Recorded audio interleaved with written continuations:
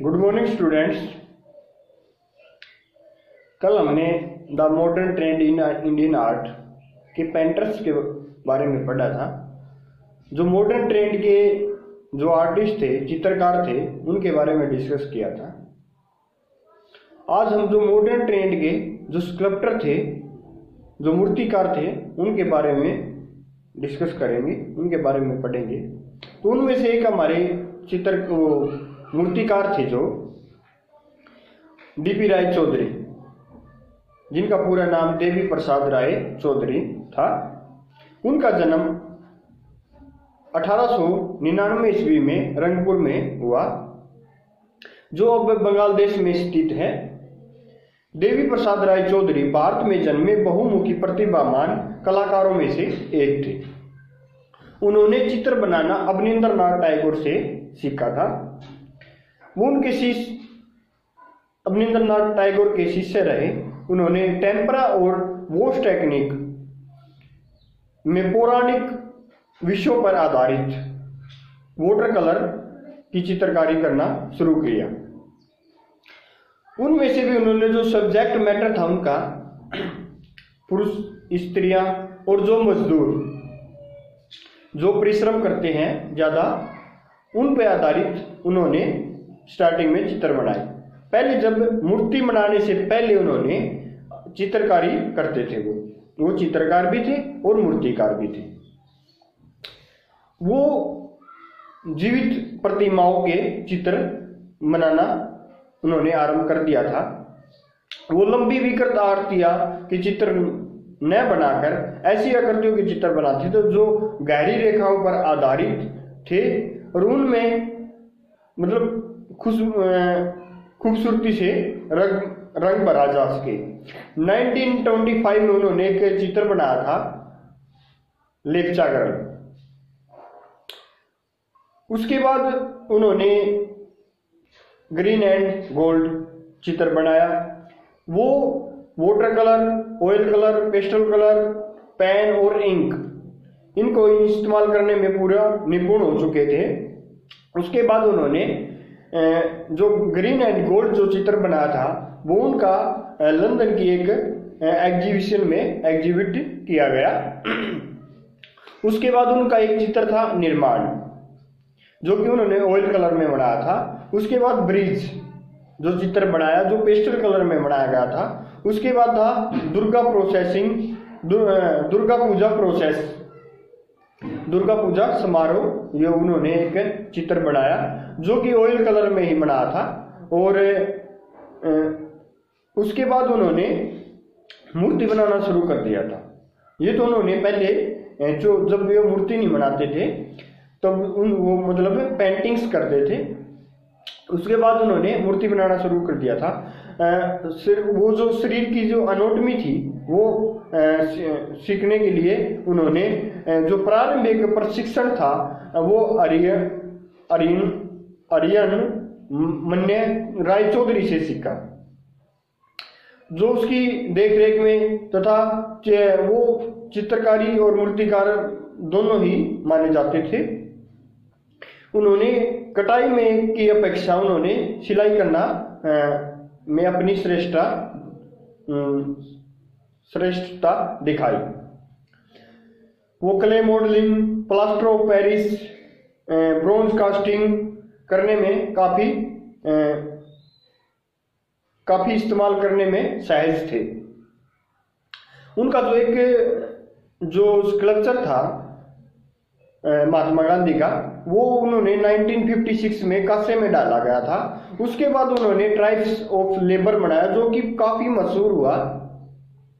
वो 1954 में बनाया था उन्होंने, जो कि मद्रास के समुद्री किनारे पर बनाया था। उसके बाद वो मरियन मेमोरियल्स में रखा गया और 1956 में वो पटना में स्थापित कर दिया गया। ललित वो उसके बाद वो 1953 में ललित कला अकादमी के अध्यक्ष रहे। निर्देशक के रूप में उन्होंने कार्य किया। टोक्यो और यूनेस्को आर्ट सेमिनार के निर्देशक बने। उसके बाद तत्पश्चात उन्होंने रविंद्र भारतीय विश्वविद्यालय से डी.लिट की उपाधि से सम्मानित किया गया। उसके बाद उन्होंने भारत सरकार द्वारा पद्म विभूषण से भी नवाजा गया।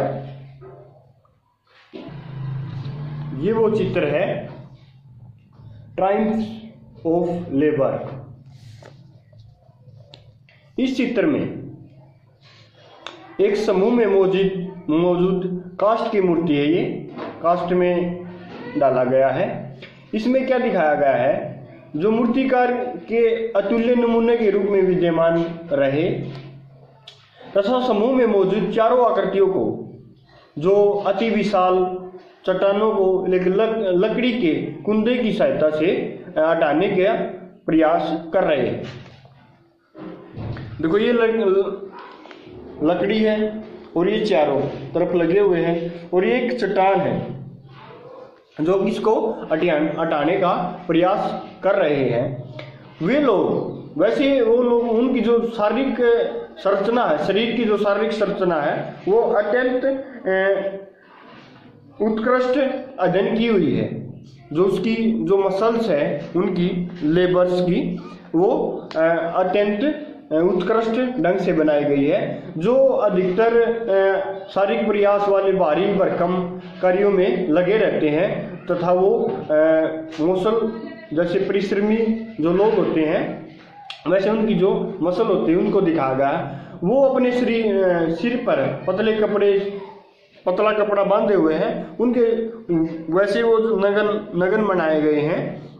बाकी जो वो सिर पर पतला कपड़ा ओढ़े हुए हैं और ताकि वो सूरज की गर्मी से अपनी सुरक्षा उन्हें मिल सके, जो अपने भव्य शरीर की मांसपेशियों को प्रकट करती है और उनके द्वारा बना गया, ये उनके द्वारा जो श्रम जो विकास का प्रतीक है, जो परिश्रम का प्रतीक है, इसका टाइटल था ट्रायम्फ ऑफ लेबर, श्रम पर विजय। तो वो पूरी तरह उसमें निपुण हो। मूर्तिकार ने मतलब कठिन विपरीत गति में निपुणता को उसको प्रस्तुत किया गया है, जो मूर्तिकार की एक प्रमुख विशेषता है। इसमें मूर्ति में गतिशीलता और अद्भुत विशेषता दिखाई गई है। ठीक है, ये जो चित्र है देवी प्रसाद राय चौधरी का, वो जो देवी प्रसाद राय चौधरी थे वो फ्रांस के एक महान मूर्तिकार अगस्ट रेने रोडिन से इंस्पायर थे। उनसे इंस्पायर होकर उन्होंने ये चित्र बनाया गया है। ये bronze of cast in bronze में है और जो इसकी जो कलेक्शन है National Gallery of Modern Art में यह स्थित है और 1950 AD में यह चित्र बनाया गया था। तो आज का ये हमारा एक जो मूर्तिकार था ट्रायम्फ, ये देवी प्रसाद राय चौधरी, DP राय चौधरी, जो जिसका जो ये ट्रायम्फ्स ऑफ लेबर जो चित्र था बहुत ही प्रसिद्ध हुआ। उसके बाद ये national Gallery of Modern Art में रखा गया था। उसके बाद जैसे एक चित्र ये मूर्तिकार और थे हमारे रामकिंकर वैज, उन्होंने भी जैसे एक वो स्कल्पचर बनाया था संथाल फैमिली। उसमें संथाल फैमिली में दो आकृतियों को अगल बगल खड़े दिखाया है। ठीक है, और वो ज़्यादातर मोस्टली जो काम करते थे वो सीमेंट में ज़्यादा काम करते थे, जो कास्टिंग करते थे वो सीमेंट में करते थे। उसमें क्या दिखाया गया है, एक संथाल परिवार को दिखाया गया है जो कि अपने कार्य की तलाश में इधर उधर भटकते हैं और उनके साथ में एक बगल में एक जो कुत्ता उनके फैमिली का ही दिखाया गया और एक जो बच्चा है उनके साथ चलता हुआ है और जो लेडीज है उसके सिर पर बोझा रखे हुए हैं, जो भूख के कारण अपनी भूमि को छोड़कर दूसरे जगह पर जाते हुए उनको दिखाया गया है। जो उसमें जो इसका जो बनाया था वो 1930 के करीब संथाल ने उन्होंने चित्र बनाने, उनके जो स्केच बनाने शुरू कर दिए थे। उसके बाद वो उन्होंने एक स्कल्पचर बनाया था संथाल फैमिली। वो क्ले मॉडलिंग उन्होंने जैसे सीखनी स्टार्ट करी थी पहले, तो वो ज़्यादातर कले में ही काम किया उन्होंने, क्योंकि वो जो मटेरियल था वो खुद प्रोवाइड नहीं कर सकते थे। तो इसलिए उन्होंने जो उनका जो मेथड था, जो टेक्निक थी, वो सीमेंट बजरी इसमें रखा उन्होंने। रामकिंकर बैज की जो ये मूर्ति थी वो अपने चारों ओर ऐसे परिवारों, ऐसे मतलब चारों ओर सरल लोगों के बीच की एक प्रतिबिंबित करती हुई ये मूर्ति थी। जो कोई भी बहा करती मतलब उसने जो भी मूर्ति बनाई, कोई भी मंच की या फिर किसी स्टैचू के लिए नहीं बनाई थी उन्होंने। वो मतलब धरती के निकटतम संबंध से स्थापित ऐसी उन्होंने मूर्तियां बनाई थी। Thank you students.